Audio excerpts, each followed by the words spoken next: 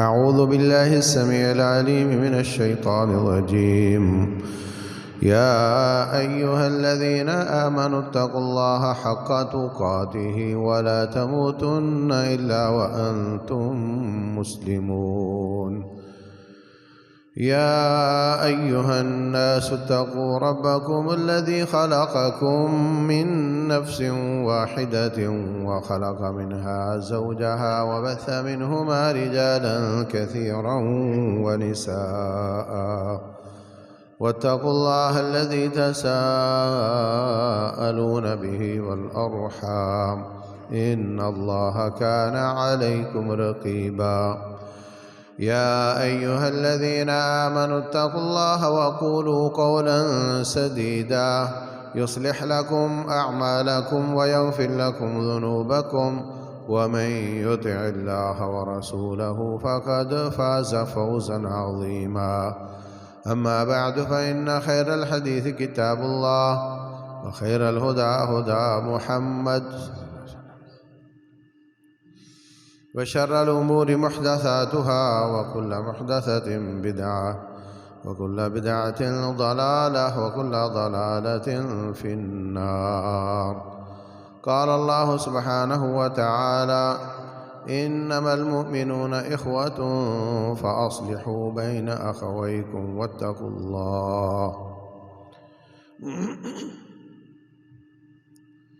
اللہ تبارک و تعالیٰ فرماتے ہیں مومن آپس میں بھائی بھائی ہوتے ہیں. ایمان کا بھائی چارہ یہ تمام رشتوں سے زیادہ مضبوط رشتہ ہے. روٹین کا بھائی چارہ باپ کے ایک ہونے کی وجہ سے ہوتا ہے کہ دونوں کا باپ ایک ہے اور یہ بھائی ہیں. دونوں کا ابا ایک ہے، اماں ایک ہے، تو یہ بھائی ہیں. اور ایمان کا رشتہ، ایمان کا بھائی چارہ یہ ہوتا ہے کہ دونوں کا اللہ ایک ہے، دونوں کا معبود ایک ہے، دونوں کو بنانے والا ایک ہے، دونوں کو جننے والا ایک ہے اور دونوں کو بنانے والا ایک ہے. کیونکہ بنانے والے کا احسان ہے، جننے والے کا بھی احسان ہے مگر بہت کم جتنا بڑا بنانے والے کا احسان ہے. تو اسی ریشو سے، اسی نسبت سے، اس کی وجہ سے جو رشتہ ہے وہ بھی زیادہ مضبوط ہوتا ہے. مسلمان دنیا میں آتا ہے تو وہ ایمان اور اسلام کی دولت کی وجہ سے ظلم سے بچتا ہے. جس قدر ایمان کے اپوزٹ شرک ہے، اور شرک ظلم عظیم ہے، ان شرک لظلم عظیم.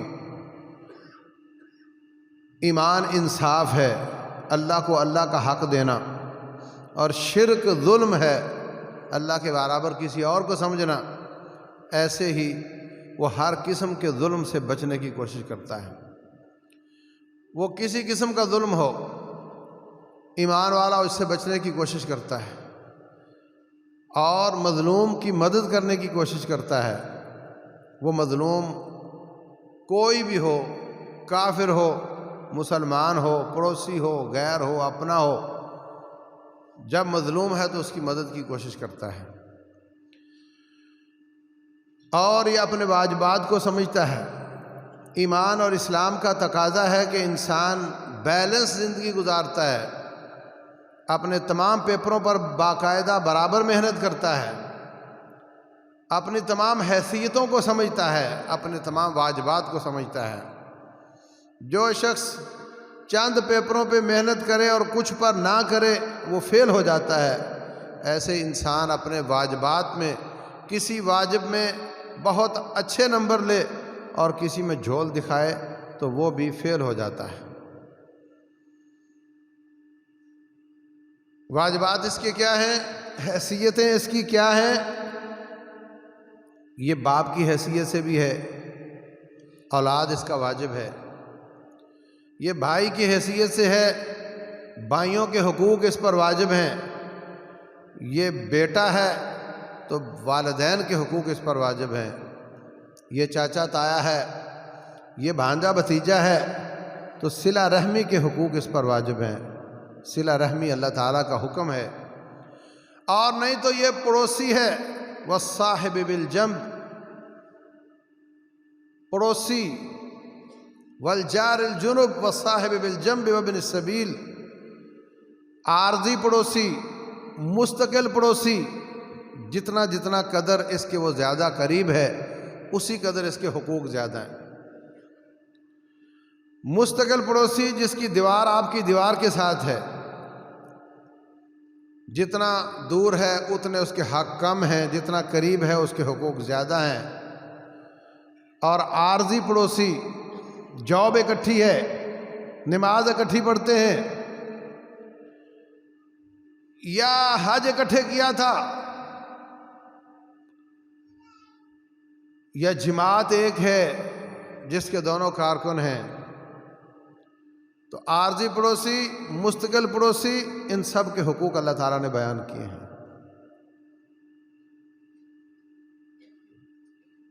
اللہ تبارک و تعالیٰ نے اپنے حق کے ساتھ ان حقوق کو جوڑا ہے. اللہ تعبدوا الا ایاہ وبالوالدین احسانا، اللہ کے سوا کسی کی عبادت نہ کرو اور والدین کے ساتھ احسان کرو. اور والدین کے ساتھ پھر آگے جوڑا وبذی القربى والیتامى والمساکین وابن السبیل، قریبی رشتہ دار، یتیم، بیوگان، محتاج لوگ. اور پھر پڑوسی، عارضی پڑوسی، مستقل پڑوسی، ان سب کے ساتھ اچھا سلوک کرنا یہ واجبات کا حصہ ہے.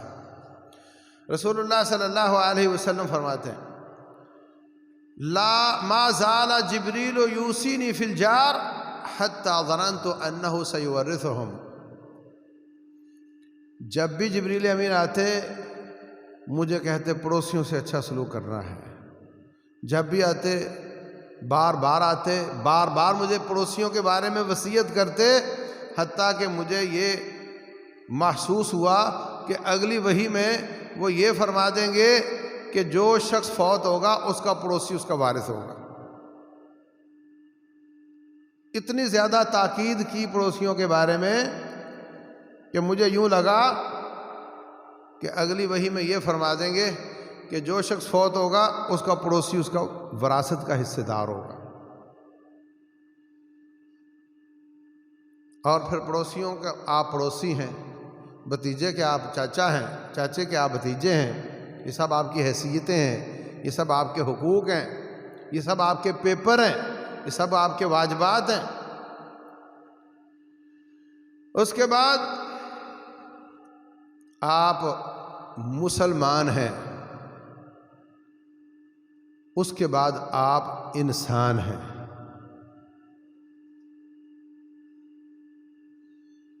مسلمان ہونے کے بعد آپ پاکستانی ہیں. پاکستانی کے بعد آپ کہہ سکتے ہو کہ آپ سندھی ہیں، پنجابی ہیں، پٹھان ہیں. پاکستانی ہونے کے بعد آپ کہہ سکتے ہو، آپ سندھی پٹھان کے بعد آپ کہہ سکتے ہو کہ آپ انسان ہیں. تو انسانوں کے انسانوں پر بھی حقوق ہیں، اور ملکی ہونے کے حساب سے بھی حقوق لازم آتے ہیں، اور مسلمان ہونے کے، امت اسلام ہونے کے بھی حقوق لازم آتے ہیں. یہ سب آپ کے پیپر ہیں جن کو ادا کرنا ہے، جن کے بارے میں اللہ تعالیٰ پوچھے گا. اپنی پرائرٹیز کو سیٹ کرنے کی ضرورت ہے. لوگ کہتے ہیں پہلے میں سندھی، بلوچی، پنجابی ہوں، اس کے بعد پاکستانی ہوں، اس کے بعد مسلمان ہوں.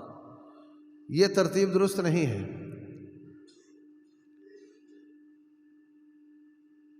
مثلا ایک ہندو ہے، ایک عیسائی ہے، ایک مسلمان ہے، مگر جو ہندو ہے وہ آپ کا ہم زبان ہے، آپ کا ہم علاقہ ہے.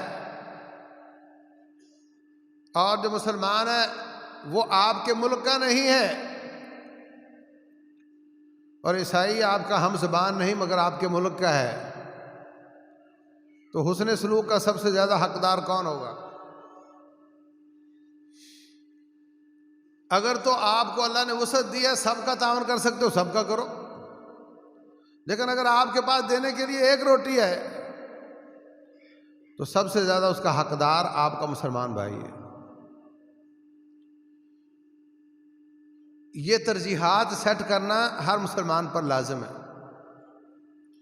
یہ منہج ہے، یہ سوچ ہے کہ میں سب سے پہلے مسلمان ہوں یا سب سے پہلے پنجابی سندھی پٹھان ہوں۔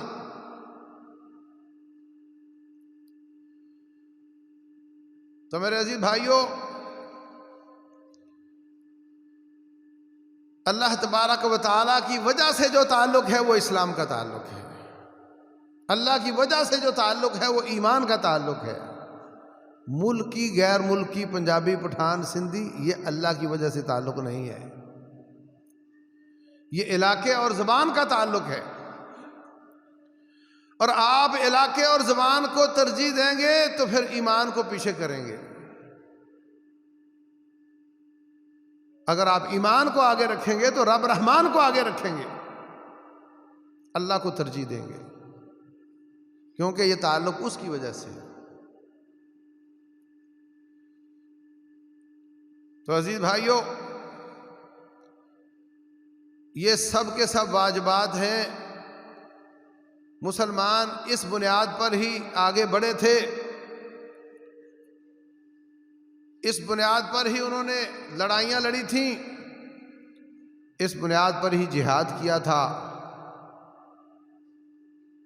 اسلام بڑھتا گیا تھا۔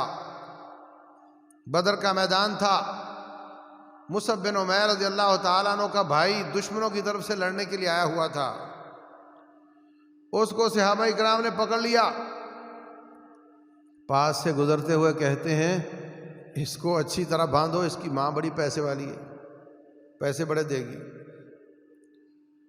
اس نے آواز پہچانی تو کہنے لگے آپ تو میرے بارے میں ایسی بات نہ کرو، آپ تو میرے بھائی ہو۔ کہنے لگا چپ ہو جا، یہ میرے بھائی ہیں جو تجھے باندھ رہے ہیں، تیرے ساتھ میرا کوئی تعلق نہیں ہے۔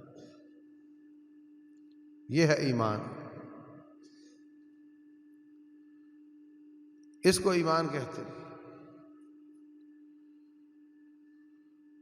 کتنے صحابہ کرام، کسی کا بیٹا کسی کا باپ دشمن کی طرف سے لڑنے کے لیے آئے ہوئے ہیں، ان کی گردنیں کٹ رہی ہیں ایمان کی وجہ سے۔ خون کا رشتہ پیچھے، ایمان کا آگے۔ جب قیدی پکڑ لیے گئے، مشورہ چلا کیا کریں ان کا۔ کسی نے کہا ان سے پیسے لے کر چھوڑ دیا جائے، کسی نے کہا جو ان میں سے پڑھے لکھے ہیں وہ ہمارے بچوں کو پڑھائیں پھر ان کو چھوڑ دیا جائے۔ حضرت عمر بن خطاب رضی اللہ عنہ سے پوچھا گیا، کہنے لگے جس کا رشتہ دار ہے اس کو پکڑاؤ، وہ لٹائے، اوپر رکھے گھٹنا اور گلے پہ چلائے خنجر، تو ہمارا رب دیکھے کہ ہمارا ایمان کا رشتہ مضبوط ہے اور خون کا رشتہ کمزور ہے۔ رسول اللہ صلی اللہ علیہ وسلم نے زیادہ ساتھیوں کی رائے کو قبول کیا، فیصلہ ہو گیا چھوڑنے کا۔ اللہ تبارک و تعالی نے وحی نازل کر دی، ما کان لنبی ان یکون له اسرى حتى یثکن فی الارض۔ نبی کے لیے لائق نہیں کہ اس کے قیدی ہوں یہاں تک کہ خون بہا دے۔ تريدون عرض الدنیا واللہ یرید الآخرہ، تم دنیا کا مال چاہتے ہو، اللہ آخرت چاہتا ہے۔ لولا کتاب من اللہ سبق، اگر ہم نے پہلے سے یہ نہ لکھا ہوتا کہ تم لوگوں کو عذاب نہیں ہوگا تو آج اس فیصلے کی وجہ سے عذاب آ جاتا۔ اللہ اکبر،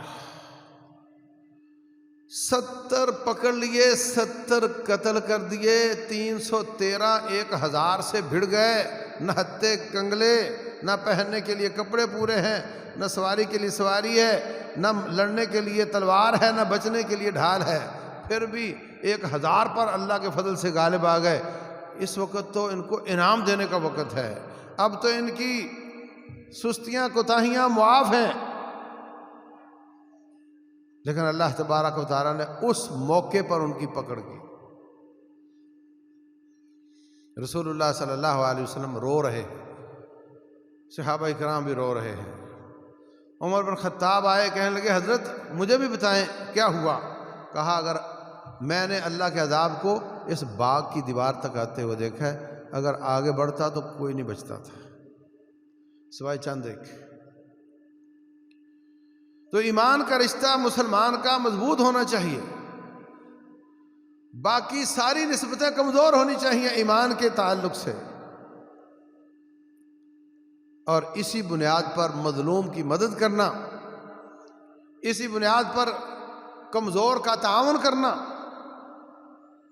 یہ ایمان کا حصہ ہے۔ رسول اللہ صلی اللہ علیہ وسلم فرماتے ہیں المسلم اخو المسلم، مسلمان مسلمان کا بھائی ہے، لا یظلمہ، وہ اس پر ظلم نہیں کرتا،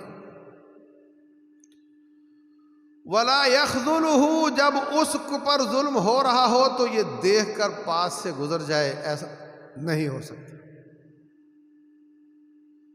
ولا یخذلہ، ضرورت کے وقت یہ اس کو بے یار و مددگار نہیں چھوڑتا، وہاں کھڑا ہوتا ہے، وہاں تعاون کرتا ہے، مدد کرتا ہے، دفاع کرتا ہے۔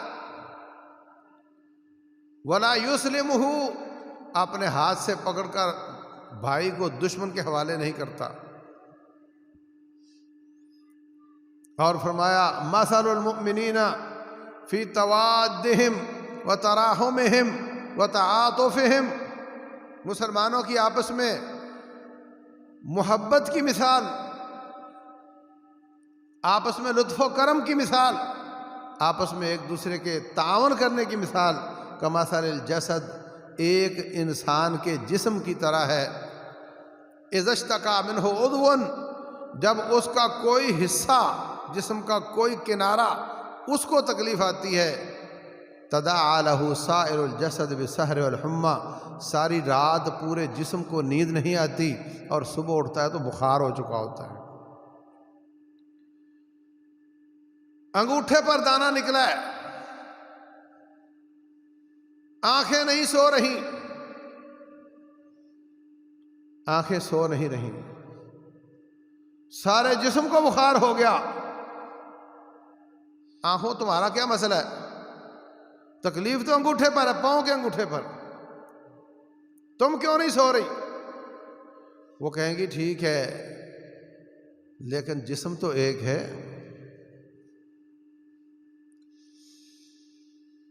آنکھیں کہیں جی ہم تو آرام کریں گے اس لیے کہ ہمیں تو تکلیف نہیں ہے نا، اس کو ہے، وہ جاگے، ہم کیوں جاگیں؟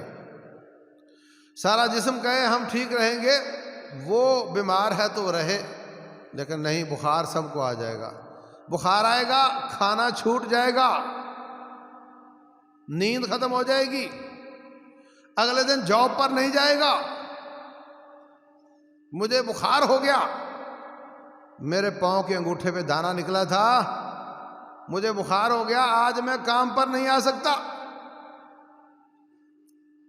امت اسلامیہ کے کسی ٹکڑے پر دانہ نکلا ہو، کسی ٹکڑے پر بلیڈنگ ہو رہی ہو، کیا زندگی میں ایک دن کی جاب چھوٹی ہے ہماری؟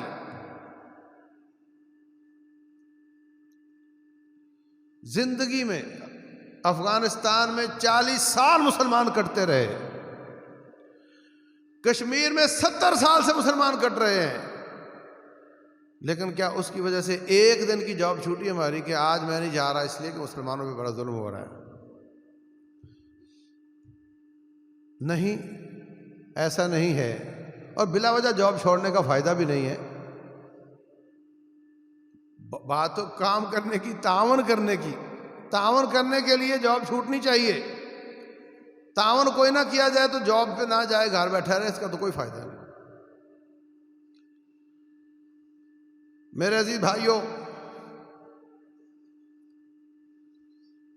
یہ ایک جسم والی کیفیت نہیں ہے۔ امت اسلامیہ ایک جان تھی، بڑی کمزوری آنے کے باوجود کراچی سے ٹھٹھے کے قریب دھابے جی، وہاں پہ دیبل کا قلعہ تھا، آج بھی اس کے آثار موجود ہیں۔ وہاں پر ایک عورت نے پکارا تھا، حجاج بن یوسف کوئی اچھا مسلمان یا اچھا حکمران نہیں تھا، بڑا ظلم کرتا تھا، لیکن ظالم ہونے کے ساتھ ساتھ غیرت مند تھا۔ پریشان ہے، نقشہ آپریشن روم میں لگایا ہوا ہے علاقے کا، اور دیبل نظر نہیں آ رہا، اس کو تلاش کر رہا ہے، اور غصے سے دانت پیچ رہا ہے، سرخ ہو چکا ہے، ساتھی بڑے پریشان ہیں۔ آج پتہ نہیں باس کو کیا ہو گیا، چکر لگاتا پھر رہا ہے، بار بار کہتا ہے لبیک یا اختی، میری بہن میں حاضر ہوں۔ اچانک اس کو دیبل کا لفظ نظر آیا، اس پر خنجر گاڑ کر کہتا ہے لبیک یا اختی، میں حاضر ہوں۔ ٹین ایج کا نوجوان محمد بن قاسم بھتیجا، اس کو لشکر جرار دے کر بھیجا، جو پہاڑوں، صحراؤں، دریاؤں کے سینے چاک کرتا ہوا وہاں پہنچا، اور پہنچ کر اس نے اس کی اینٹ سے اینٹ بجا دی۔ پھر آگے بڑھتا بڑھتا ملتان پہنچا، اور بعض لوگ کہتے ہیں کہ اور آگے بڑھتے بڑھتے چنیوٹ پہنچا، علاقہ بھی فتح کیا، عدل بھی قائم کیا، ایمان کا بھی بیج بو دیا، کھجوروں کا بھی بیج بو دیا، اتنا عدل اور انصاف قائم کیا کہ ہندوؤں نے اس کو دیوتا سمجھنا شروع کر دیا۔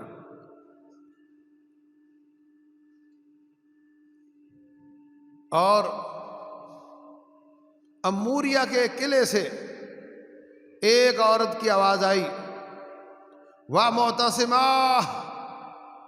اے معتصم باللہ تم کہاں ہو؟ خلیفۃ المسلمین ہے، اور یہ عباسی خلیفے کوئی بہت اچھے خلیفے نہیں تھے، کوئی آئیڈیل لوگ نہیں تھے، لیکن غیرت بہرحال ان میں ایمان کی موجود تھی۔ عورت نے کوئی فیکس نہیں بھیجی، کوئی واٹس اپ نہیں کیا، کوئی فیس بک نہیں کی، کوئی ایتھینٹک بات نہیں، لیکن اس نے کہا میں وہاں جاؤں گا اور اس کی مدد کروں گا۔ کمزوریاں آ چکی تھیں، نجومیوں سے بھی مدد لی جاتی تھی۔ نجومیوں نے کہا ان دنوں میں نکلنا ہمارا حساب بتاتا ہے اچھا نہیں ہوتا، ہماری کتابیں کہتی ہیں ان دنوں میں نکلنا اچھا نہیں ہوتا۔ کہتا ہے میں پھر بھی جاؤں گا۔ لمبا لشکر لے کر پہنچا، اموریہ کے قلعے پر حملہ کیا، ان کی اینٹ سے اینٹ بجائی اور اس مسلمان بہن کی مدد کی، اللہ نے فتح عطا فرمائی۔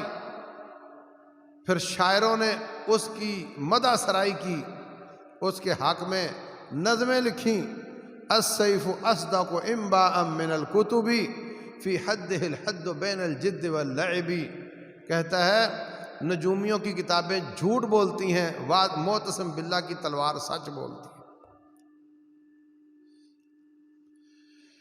اس وقت تک سیاسی نظام اچھا تھا،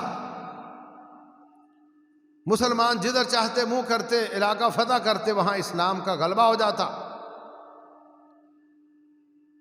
پھر اس کے بعد مسلمانوں نے جہاد چھوڑ دیا، ڈنڈا ڈکیٹوں کو، چوروں کو پکڑا دیا، یہ لعب و لہو میں پڑ گئے، طاؤس و رباب میں پڑ گئے، دنیا داری میں پڑ گئے۔ نتیجہ یہ ہوا کہ دشمن آہستہ آہستہ مضبوط ہوا، اور مضبوط ہو کر اس نے مسلمانوں پر حملے شروع کیے، مسلمانوں پر قبضے شروع کیے۔ مسلمانوں پر قبضے مضبوط کرنے کے بعد کئی علاقوں سے تو اسلام کا بیج ختم کر دیا، جیسے اندلس کا علاقہ ہے، اسپین کا علاقہ، سینکڑوں سال مسلمانوں کی حکومت رہی، وہاں سے عربی زبان اور اسلام کا بیج ختم کر دیا۔ اور کچھ علاقوں میں آج بھی ملکوں کے ملک جہاں عربی زبان بھی ہے، اسلام بھی ہے، مگر سب کو انہوں نے کاٹ کاٹ کر ٹکڑے کر کے بیچ میں باڑیں لگوا دیں، نیشنل اسٹیٹس بنوا دیں، قومی حکومتیں۔ قومی حکومتیں کیا ہوتی ہیں؟ جو اسلام کی بنیاد پر اسلام کو ترجیح نہیں دیتی، اپنے اس چار دیواری اور لکیر کے اندر رہنے والوں کو قوم سمجھتے ہیں اور اس قوم کی بنیاد پر لوگوں سے سلوک کرتے ہیں۔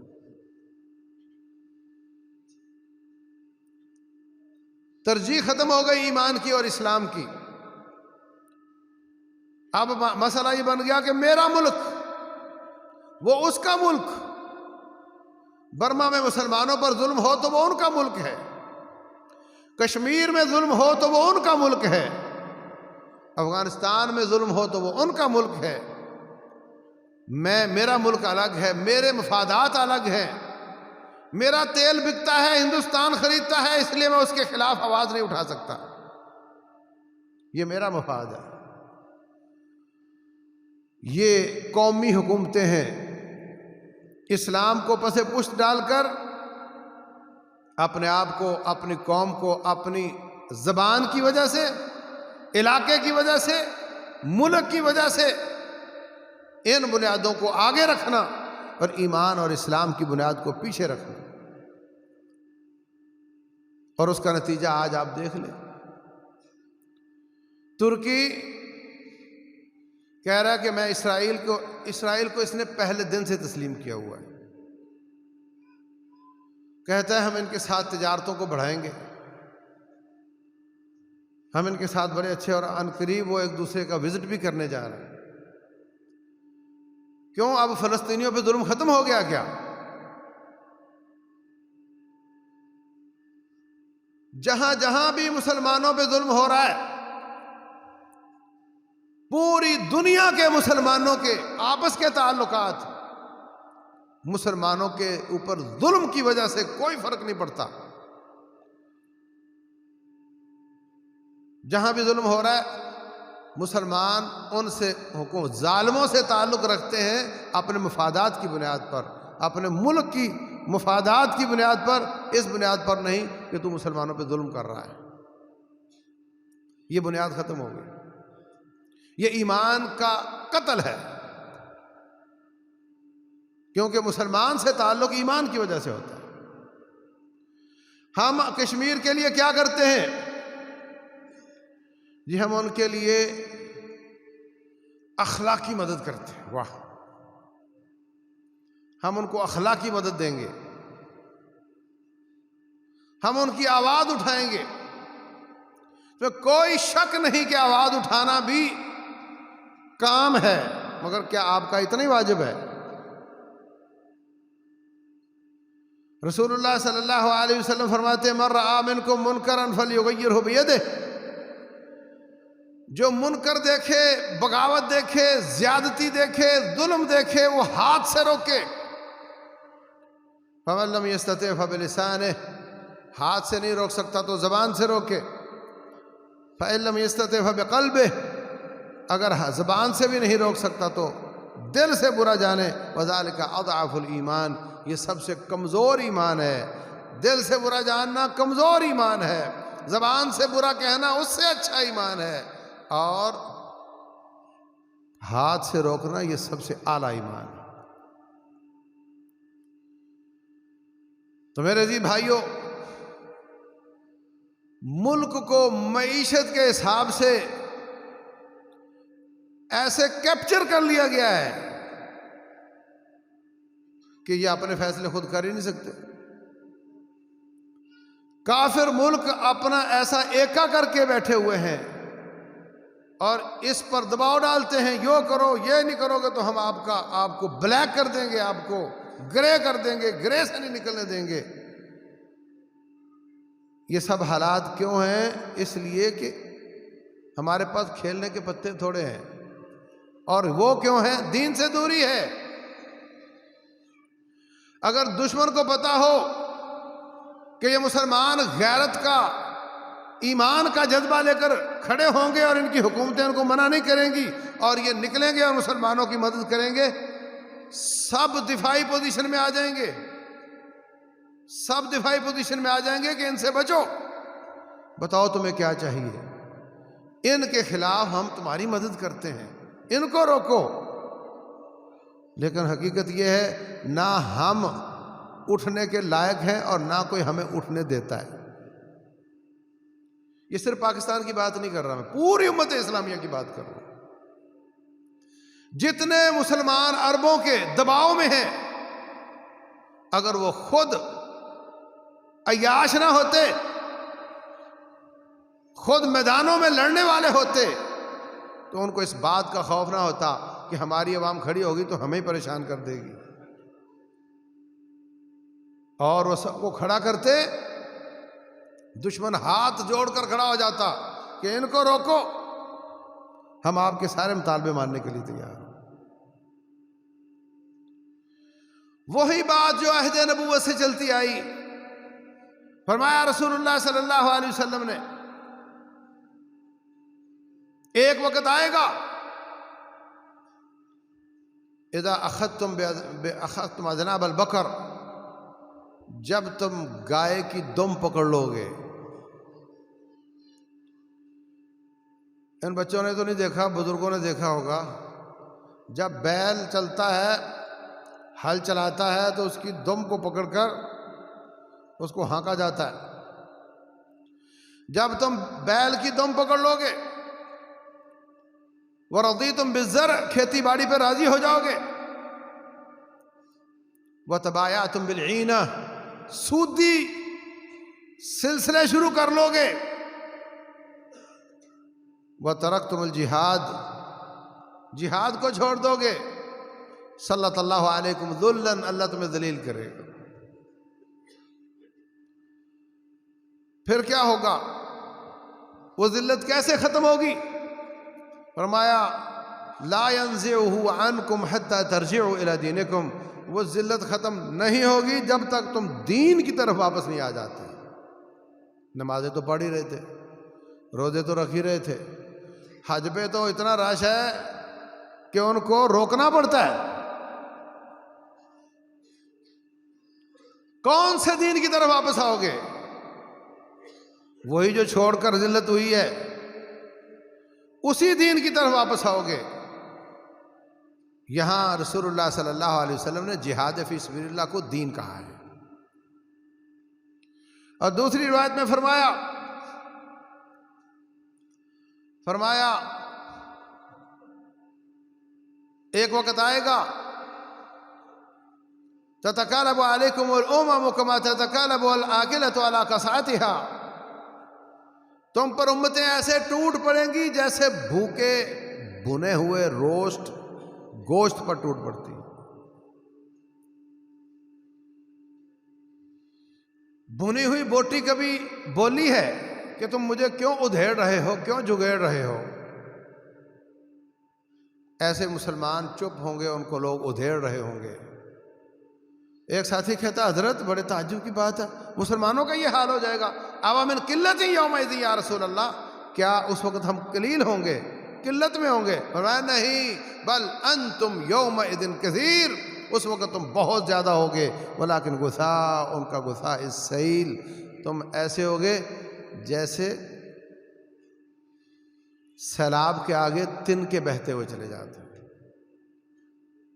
سیلاب کے سامنے تنکوں کی کوئی اوقات ہوتی ہے؟ کوئی اوقات نہیں ہوتی۔ یصیبکم الوہن، تمہیں وہن کی بیماری آ جائے گی۔ پوچھا گیا وہ کیا ہے؟ فرمایا حب الدنیا و کراہیت الموت، دنیا سے محبت اور موت سے نفرت۔ مرنے کو دل نہیں چاہتا، دنیا سے محبت ہے، اپنا اسٹیٹس مینٹین کرنے کی فکر ہے، تکلیف برداشت نہیں کر سکتے۔ یہ مصیبت آئے گی، یہ بیماری آئے گی جس کی وجہ سے لوگ تم پر ایسے ٹوٹیں گے جیسے بھوکے کھانے پہ ٹوٹ پڑتے ہیں۔ اس کا حل کیا ہے؟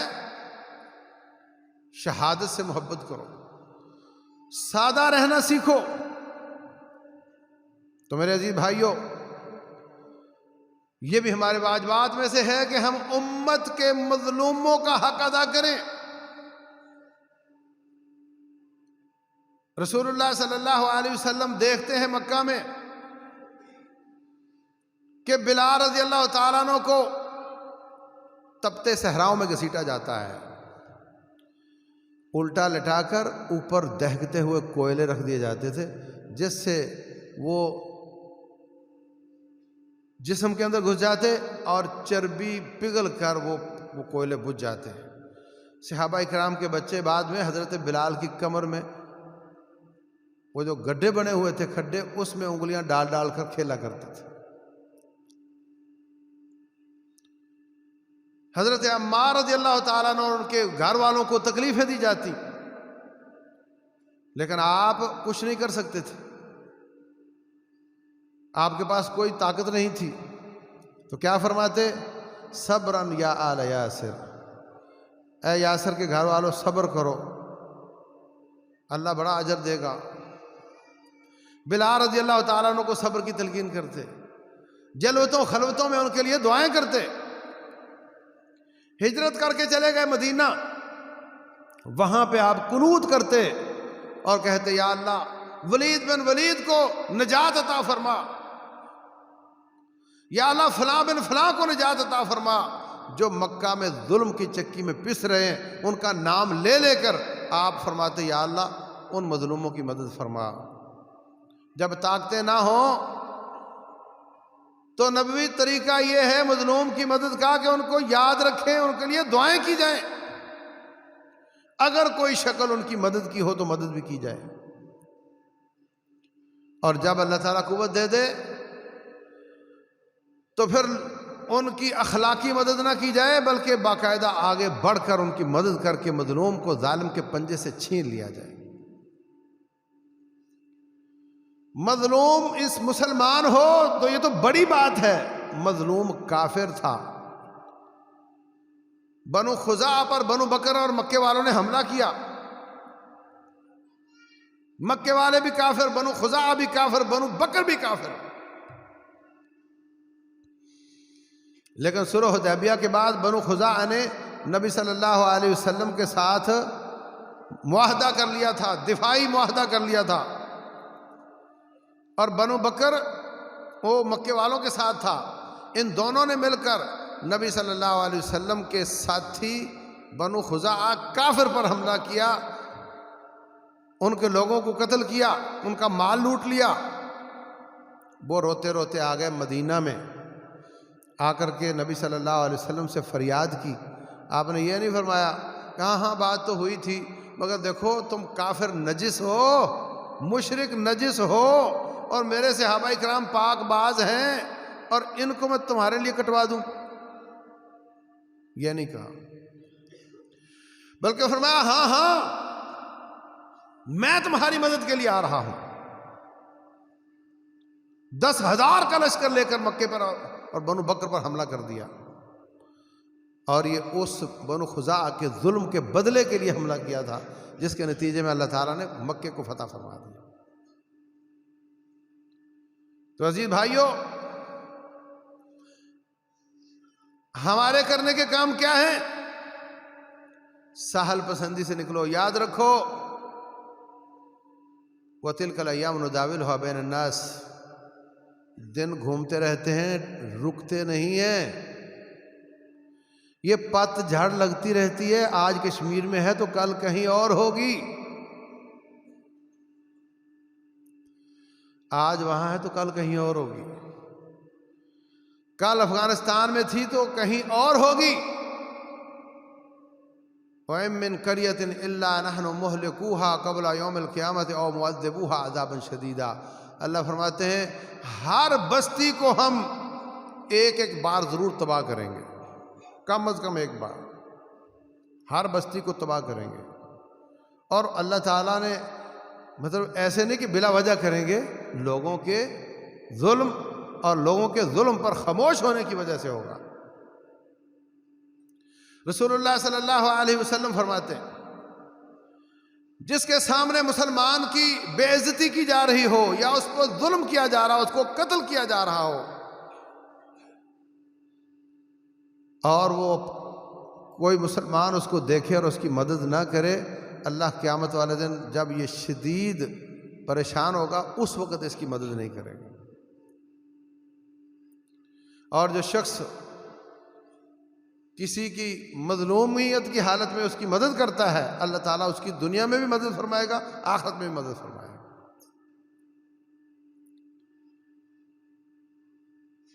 تو یہ ایسا نہیں ہے کہ گاڑی گر گئی، اللہ محفوظ رکھے، ایکسیڈنٹ ہو گیا اور آپ پاس سے گزرے اور نکل جائیں۔ اس کا قرض چکانا پڑے گا۔ ظلم پڑوس میں ہو، محلے میں ہو، شہر میں ہو، روڈ پر ہو، ساتھ والے ملک کے مسلمان پر ہو، ظلم تو ظلم ہے۔ آپ سوچیں آپ کیا کر سکتے ہیں۔ اخبار میں خبر لگی اتنے کشمیری شہید ہو گئے، چلو چھوڑو اگلی خبر پڑھو، اس کو چھوڑو، یہ تو بیچارے مرتے رہتے ہیں، اگلی خبر دیکھو۔ یہ ایسا نہیں ہے۔ خبر ہم تک پہنچ گئی، ہمیں کچھ کرنا ہے۔ کیا کرنا ہے؟ اسلام کو پڑھو، ایمان کو پڑھو، ایمان کو مضبوط رکھو۔ شعلہ راکھ کے نیچے، راکھ کے اندر ایک شعلہ ہوتا ہے، اس کو بجھنے نہ دو۔ اللہ وہ دن لائے گا، اللہ موقع دے گا، انشاءاللہ ہر لحاظ سے اللہ ان کی مدد کا موقع لائے گا۔ رسول اللہ صلی اللہ علیہ وسلم کی بشارتیں ہیں غزوہ ہند کی، وہ پوری ہوں گی۔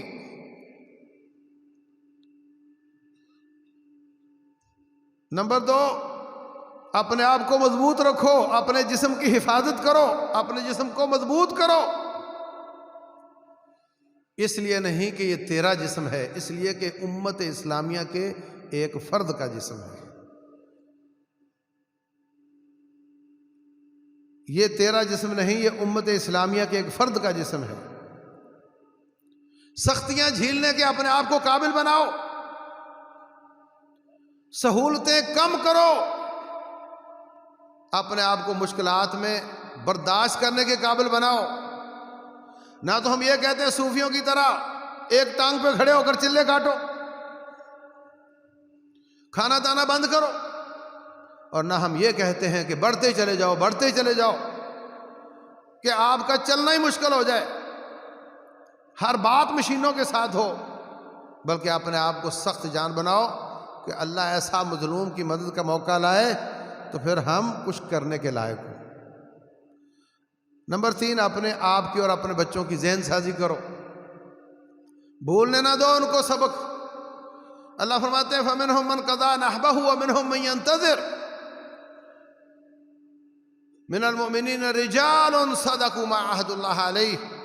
مومنوں کے 2 ہی گروہ ہیں، ایک وہ ہیں جو اپنی بازی لگا چکے، ایک وہ ہیں جو انتظار میں بیٹھے۔ وَمَا بَدَّلُوا تَبْدِيلًا، انہوں نے اپنا ذہن، اپنا منہج تبدیل نہیں کیا۔ رسول اللہ صلی اللہ علیہ وسلم فرماتے ہیں مَن لَمْ يَغْزُ وَلَمْ يُحَدِّثْ نَفْسَهُ بِهِ، جس نے غزوہ نہ کیا، جس نے قتال نہ کیا، موقع نہیں بنا تو کم از کم دل میں پختہ عزم نہیں رکھا، مات علی شعبۃ من النفاق، موت آئے گی تو نفاق پر آئے گی۔ ہم ان 2 میں سے ایک ہیں، یا تو باری لگا چکے یا پھر اپنا عزم پختہ کر کے اپنے جسم کو مضبوط کر کے بیٹھے ہوئے ہیں کہ جب اللہ موقع دے گا ہم اپنے اسلام کی حفاظت میں، مظلوم کی مدد میں اپنی جان لڑا دیں۔ اور جس ایمان کی وجہ سے ہم نے مظلوم کی مدد کرنی ہے، اس ایمان کو مضبوط کرو، اسلام پر عمل کی کوشش کرو۔ اور آخری بات یہ کہ دعاؤں میں یاد رکھو، اپنی خلوتوں میں جلوتوں میں مظلوموں کے لیے دعائیں کیا کرو۔ رسول اللہ صلی اللہ علیہ وسلم فرماتے ہیں چھپکلی کو قتل کر دیا کرو، اس لیے کہ ابراہیم علیہ السلام کی آگ کو یہ بھڑکا رہی تھی پھونک مار مار کے، اس کی پھونک سے کیا ہوتا ہے بھائی؟ لیکن اس نے بتا دیا کہ میں نمرودی ہوں، ابراہیمی نہیں ہوں۔ اللہ تعالیٰ اس کو قتل کرنے کا حکم دے رہا ہے، اس وجہ سے اللہ تعالیٰ چھوٹے سے چھوٹی حرکت کو بھی نوٹ کرتا ہے۔ ہم اگر اپنی خلوتوں میں مظلوموں کے لیے دعائیں کریں گے تو کیا اللہ تعالیٰ اس کو نوٹ نہیں کرے گا؟ اس کو ہلکا نہ سمجھو، تازہ رکھو دلوں میں اور ان کے لیے دعائیں جاری رکھو۔ اور یہ دعا بھی کیا کرو کہ اللہ ہم سے کوئی کام لے لے، ہمیں کوئی ایسا موقع دے دے اور اس کی توفیق بھی دے دے، ایسا نہ ہو کہ موقع آئے پھر توفیق نہ ملے۔ اللہ تبارک و تعالیٰ تمام مسلمانوں کی مدد فرمائے، ظالموں کو نیست و نابود کرے، رب ذوالجلال اسلام کا بول بالا کرے، رب ذوالجلال کفر کو نیست و نابود کرے۔